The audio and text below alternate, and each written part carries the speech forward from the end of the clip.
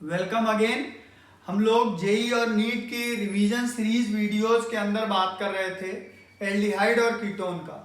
और aldehyde ketone में एक बहुत ही इंपॉर्टेंट रिएक्शन की बात की थी हम लोगों ने, जिसका नाम था न्यूक्लियोफिलिक एडिशन रिएक्शन। तो न्यूक्लियोफिलिक एडिशन में हम लोगों ने रेट ऑफ रिएक्शन कैसे आइडेंटिफाई करेंगे, कैसे अटैक होता है, क्या मैकेनिज्म होता है, ये सब बात कर लिया था। आज हम कुछ एग्जाम्पल्स की बात करेंगे न्यूक्लियोफिलिक एडिशन के। लास्ट वीडियो में हम लोगों ने HCN का बात कर लिया था। आज हम लोग नेक्स्ट बात करते हैं सोडियम बाइसल्फाइड NaHSO3।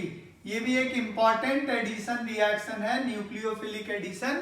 तो इसको जरा बात करें। तो सबसे पहले हम रिएक्शन की बात करें।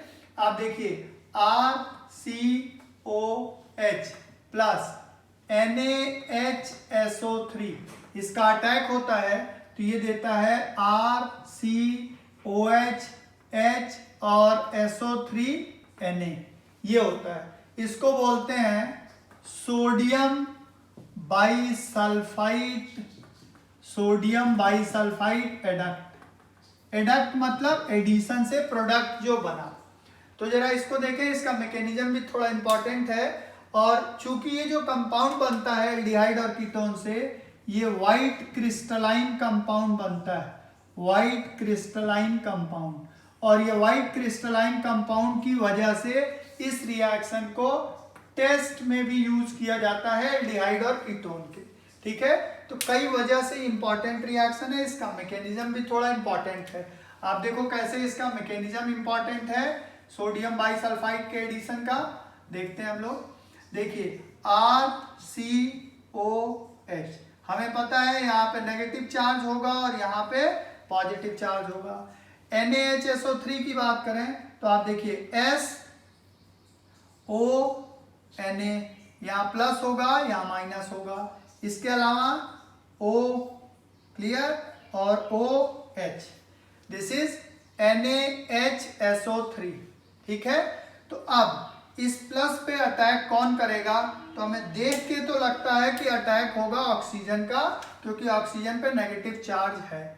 लेकिन एक बात क्लियर समझिएगा, ऑक्सीजन चूंकि इलेक्ट्रोनेगेटिव एटम है, इसलिए इस पे नेगेटिव चार्ज अच्छा खासा स्टेबल है।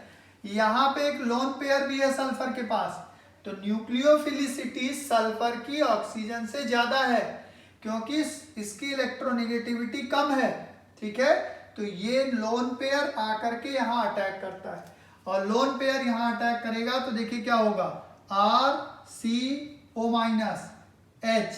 और अगर यहाँ पे आप देखोगे तो क्या होगा, S, आप देखना ध्यान से, OH, और यहाँ पे O, और इधर है O माइनस और Na। क्लियर?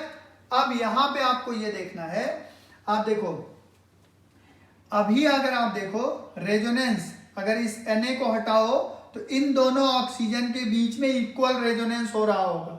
और अगर रेजोनेंस बढ़ जाए तो हमारे लिए स्टेबिलिटी और अच्छी हो जाती है। तो कोई भी सिस्टम और स्टेबल होना चाहता है, तो अगर आप एक रीअरेंजमेंट कर दो इंटरनल कि इस H को आप यहाँ भेज दो, तो ये नेगेटिव चार्ज खाली होके यहाँ आ जाएगा, है कि नहीं? तो यहाँ पे नेगेटिव चार्ज खाली होके यहाँ आने का मतलब यहाँ बॉन्ड बना लेगा, और यहाँ बॉन्ड बना लिया तो रेजोनेंस ज्यादा होने लगा। तो रेजोनेंस ज्यादा होने लगा मतलब RCOH H SO O minus और Na, ये हो गया। तो अब रेजोनेंस बढ़ गया, देखिए रेजोनेंस ज्यादा होने लगा, तो ये स्ट्रक्चर इसमें कन्वर्ट हो जाता है। यही है, ये देखिए RCOH SO3Na। क्लियर? तो ये सोडियम बाइसल्फाइड रिएक्शन का मैकेनिज्म है। इस रिएक्शन का एक छोटा सा यूज और होता है। Basically this reaction is used in purification of aldehyde and ketone. ये रिएक्शन यूज होता है used in purification of aldehyde and ketones. Aldehyde and ketones के प्योरिफिकेशन में भी यूज होता है ये रिएक्शन। तो आइए देखें कैसे इसको कहते हैं, प्योरिफिकेशन में कैसे यूज हो रहा है। Sodium bisulphide reaction used in purification of aldehyde and ketone. NaHCO3 reaction with carbonyls, हम कह दें कार्बोनिल्स में एल्डिहाइड और कीटोन दोनों आ जाएंगे। Carbonyls used in purification of aldehydes and ketones। ये प्योरिफिकेशन में यूज होता है। कैसे यूज होता है आप देखो, अगर हम जो व्हाइट क्रिस्टलाइन कंपाउंड बना है उसको एसिडिक या बेसिक मीडियम में रख दें तो वही एल्डिहाइड और कीटोन ऑब्टेन हो जाता है। फॉर एग्जाम्पल आप देखो RCOH प्लस NaHSO3, अब इस रिएक्शन में बना था RCOH HSO3 Na। सपोज ये इम्प्योर एल्डिहाइड था, ठीक है, तो इम्प्योर एल्डिहाइड को जब इससे रिएक्ट कराया आपने तो ये बना, तो जितना प्योर पार्ट था वो रिएक्ट कराया, वही रिएक्ट किया होगा तो उसी ने प्रोडक्ट बनाया होगा। अब इससे अगर वापस एल्डिहाइड को निकाल लें तो प्योर निकलेगा। आप इससे एल्डिहाइड को आसानी से निकाल सकते हैं बाय यूजिंग HCl, एसिड और बेस। देखो कैसे निकाल सकते हो, देखिए RCOH एसिड डालोगे RCOH निकल जाएगा, प्लस देखिए अब क्या निकलेगा इसके अलावा RCOH plus H2O plus NaCl plus SO2। देखिए RCOH clear plus H2O SO2 and NaCl, ठीक है। तो एसिड डाल दीजिए तो निकल जाएगा, या इसी में अगर बेस ऐड कर दो तब भी ये निकल जाएगा, बेस से भी। तो एल्डिहाइड बेस ऐड करने से देखिए आपके पास क्या प्रोडक्ट बन जाएगा, देखो RCOH एल्डिहाइड निकाल दिया और आपके पास निकल गया Na2RCOH H2O and Na2SO3 RCOH clear, Na2SO3 OH and this H क्या निकल गया H2O। तो by using acid and base आप ये जो व्हाइट क्रिस्टलाइन कंपाउंड बना है, जैसे एल्डिहाइड के लिए वैसे कीटोन के लिए, इस व्हाइट क्रिस्टलाइन कंपाउंड से वही एल्डिहाइड और कीटोन वापस पा सकते हो। तो अगर इसमें कोई इम्प्योरिटी रही होगी तो इसका भाई सीधी बात है, अगर इम्प्योरिटी तो इससे रिएक्ट नहीं करेगी, केवल प्योर पार्ट रिएक्ट करेगा। तो ये प्योर पार्ट का कंपाउंड है, इससे जो एल्डिहाइड और कीटोन निकलेगा वो कैसा होगा, प्योर। तो बाय दिस इस व्हाइट क्रिस्टलाइन कंपाउंड से आप एसिड या बेस को रिएक्ट करा करके आप वही एल्डिहाइड और कीटोन पा सकते हो, ठीक है। सोडियम बाइसल्फाइड एडिशन के बाद चलिए हम लोग नेक्स्ट देखते हैं। जरा सोडियम बाइसल्फाइड एडिशन में एक और चीज देख लीजिए कि अगर आप C6H5COCH3, ये क्या है, एसिटोफिनोन, एंड C6H5COC6H5, ये दो कीटोन अगर आप लेते हो, दिस इज बेंजोफिनोन, ये दोनों कीटोन, ये दोनों do not give addition with NaHSO3, इसके साथ एडिशन नहीं देते हैं due to steric factor, steric hindrance, भीड़ भाड़ की वजह से ये रिएक्शन नहीं देते हैं ये दोनों, ठीक है भाई। तो ये तो था इसके लिए। अब आगे जरा देखो कुछ और एग्जाम्पल न्यूक्लियोफिलिक एडिशन के। तो अगर आप देखो एडिशन ऑफ अल्कोहल, अल्कोहल्स का एडिशन अगर हम देखें तो आप देखो अल्कोहल्स में जैसे आपने लिया RCH, ये कोई एल्डिहाइड है, हमें मालूम है ये इधर शिफ्ट होगा, नेगेटिव होगा, यहाँ पॉजिटिव होगा। HOR, ये सपोज R डैश है, अल्कोहल है, ठीक है। तो आप जानते हो यहाँ माइनस और यहाँ पे प्लस, प्लस वाला किधर, माइनस की तरफ, माइनस वाला प्लस की तरफ। RCH OH और OR dash, this is called hemiacetal, hemiacetal. अगर आप इसमें, यह है न्यूक्लियोफिलिक एडिशन, अगर आप इसमें फिर से रिएक्ट करा दो, सपोज एक और मोल R डैश OH का, तो आप देखो यहाँ का OH और यहाँ का H निकाल दो, वाटर निकाल दो यहाँ पे, और निकाल करके क्या बना लो, RCH OR dash and OR dash, यह है कि acetal, this is acetal and this is hemiacetal. Clear है। इसी तरीके से एक बात और समझिएगा, कीटोन्स जो होते हैं, ketones do not give ketals with monohydric alcohol, monohydric alcohols, ketone जो होते हैं मोनोहाइड्रिक अल्कोहल के साथ कीटल आसानी से नहीं देते हैं, do not give कीटल with monohydric alcohol easily, ये आसानी से नहीं देते हैं, ठीक है। तो हम लोग आएंगे अब नेक्स्ट रिएक्शन जो देखेंगे, आप देखो एल्डिहाइड का अगर किसी डाइहाइड्रिक अल्कोहल के साथ हो, CHO, मान लीजिए ये रहा HOCH2 एंड CH2OH, यह है ग्लाइकॉल, इथिलीन ग्लाइकॉल बोलते हैं इसको। यहां देखिए आप क्या है, ये रिएक्शंस वैसे हम अल्कोहल में भी डिस्कस करेंगे। तो ये बन गया RCHOCH2OCH2, ये हो गया cyclic acetal, this is cyclic acetal aldehyde के साथ।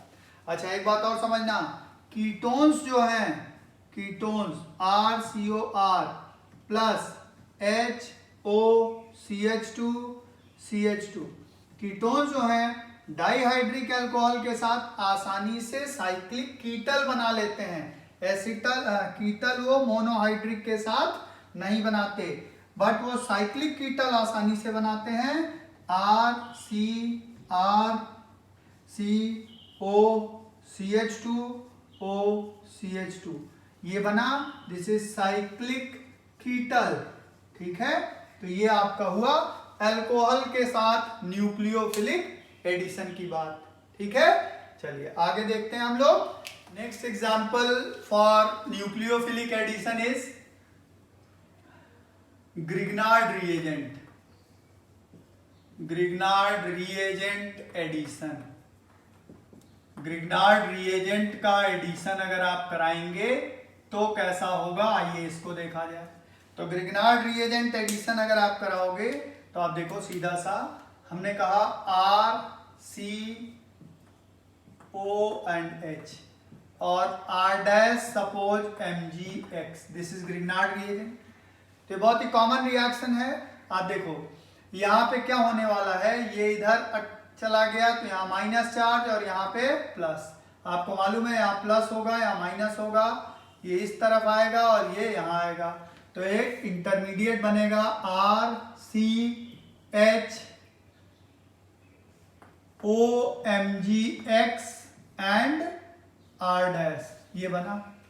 और अगर इसमें आप एसिडिक मीडियम में वाटर के साथ रिएक्ट कराएं, एसिडिक मीडियम में रख दें, तो आप देखते हैं बहुत ही सिंपल सा रिएक्शन होता है। क्या होता है, RCH R डैश OH, ठीक है, OH वाटर का H यहां भेज दिया, OH Mg के पास भेज दिया, Mg OH और X। तो ये सिंपल सा रिएक्शन होता है, एक इंटरमीडिएट के थ्रू जाता है। तो ये ऐसा ग्रिग्नार्ड रिएजेंट का एडिशन होता है। मैकेनिज्म हम लोग न्यूक्लियोफिलिक का पढ़ चुके हैं। एक बहुत ही इंपॉर्टेंट बात और कर लें, तब हम लोग न्यूक्लियोफिलिक एडिशन को कंक्लूड करेंगे। बहुत ही इंपॉर्टेंट बात करने जा रहे हैं। इस बहुत इंपॉर्टेंट बात में देखिएगा क्या है, एक्चुअली क्या होता है, जब किसी भी रिएक्शन के अंदर, सपोज ये रिएक्शन आपके पास है, किसी भी रिएक्शन के अंदर आप एडिशन जब करा रहे हो एल्डिहाइड और कीटोन के अंदर, आप देखिए आपको पता है कि ये स्ट्रक्चर कैसा है, प्लेनर। ये sp2 है तो कैसा होगा, प्लेनर। प्लेनर है और यहाँ पे क्या बन रहा है, CH3। यहाँ देखिए CH3OH और Cn और H, ठीक है। ये ऐसा हो गया, मतलब ये कैसा बन गया आपका, काइरल और sp3। तो आपको मालूम है ये प्लेनर है, मतलब फ्रंटल साइड और बैक साइड, अगर स्ट्रक्चर प्लेनर है फ्रंटल अटैक और बैक अटैक दोनों के लिए साइड फ्री है। तो अगर मान लीजिए ये फ्रंटल अटैक का प्रोडक्ट है, फ्रंटल का Cn इधर लगा है, तो बैक अटैक का प्रोडक्ट आप ऐसा बना दो, Cn CH3 और H, ठीक है। ये बैक अटैक का प्रोडक्ट, मतलब आपका फ्रंटल और बैक कुछ भी बन सकता है। इसका मतलब इस केस में क्या बनेगा, रेसिमिक मिक्सचर की पॉसिबिलिटी है।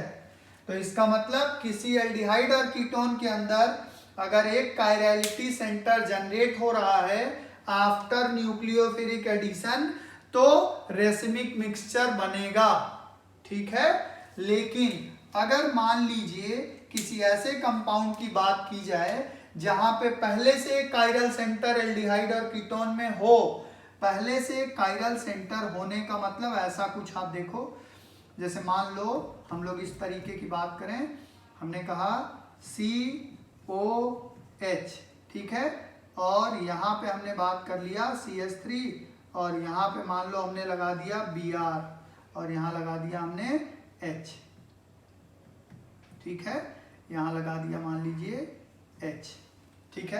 तो अब आप देखो ये CH3 हुआ, Br हुआ, H हुआ, ये पहले से कायरल सेंटर है और आपने इसमें HCN ऐड किया, तो इसके कायरलिटी पे कोई फर्क नहीं पड़ने वाला है, इसके कायरलिटी पे कोई फर्क नहीं पड़ेगा, जैसे ये है वैसे ही ये रहेगा C। और आप देखिए यहाँ पे क्या रहा, OH और यहाँ पे है H और आपने क्या अटैक कर दिया, Cn, इसका H यहाँ आ गया और Cn लग गया यहाँ पे। अब आप मेरी बात ध्यान से सुनना, इसका कॉन्फ़िगरेशन आप देख लो, तो इसका कॉन्फ़िगरेशन अगर देखो तो ये हुआ नंबर 1, ठीक है भाई, इधर वाला कार्बन नंबर 2 और ये नंबर 3 और नंबर 4, और नंबर 4 चूंकि डैश पोजीशन पे है तो जो कॉन्फ़िगरेशन आएगा वही लिखा जाएगा। इसका मतलब 1 2 3, तो हम लोग ऐसे जाएंगे 1 2 3, मतलब ये क्या कॉन्फ़िगरेशन आ रहा है, इसका R आ रहा है। और आपको मालूम है यहाँ भी ये R ही रहेगा, लेकिन आप एक बात समझना, इस पे R भी आ सकता है और S भी, क्योंकि हमने कहा ना फ्रंटल अटैक भी बैक अटैक भी, तो इसका मतलब एक पॉसिबिलिटी है कि अगर ये R है तो ये भी क्या रहे, R, मतलब एक पॉसिबिलिटी नंबर 1 RR की है और दूसरी पॉसिबिलिटी क्या है, ये R और ये S, दूसरी पॉसिबिलिटी RS।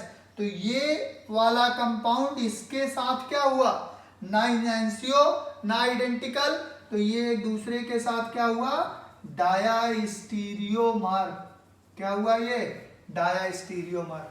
तो ये बड़ी इंपॉर्टेंट बात है, अगर स्टीरियो केमिस्ट्री से रिलेटेड इसमें चीज पूछी जाए तो इस बात को आप ध्यान रखोगे। क्या बताया, अगर कंपाउंड के अंदर एक कायरलिटी सेंटर जनरेट हो रहा है तो वो रेसिमिक मिक्सचर बनाएगा, अगर एक कायरल सेंटर पहले से है तो जो कंपाउंड बनेगा उसकी पॉसिबिलिटी डायस्टीरियोमर की है, ठीक है। तो ये हम लोगों ने देखा न्यूक्लियोफिलिक एडिशन की बातें, ठीक है। नेक्स्ट वीडियो में एल्डिहाइड कीटोन के कुछ और इंपॉर्टेंट चीजें बात करेंगे। जब ये पूरे चैप्टर की इंपॉर्टेंट बातें हो जाएंगी तो नेक्स्ट ऑर्गेनिक के चैप्टर की तरफ मूव करेंगे हम लोग, ठीक है भाई। चलिए, सेफ रहिए और वीडियोज अच्छे लग रहे हैं तो आप चैनल को सब्सक्राइब करो, सबको बताओ, लाइक करो, शेयर करो, कमेंट बॉक्स में जा करके क्वेश्चन पूछो। ठीक है भाई, थैंक यू सो मच।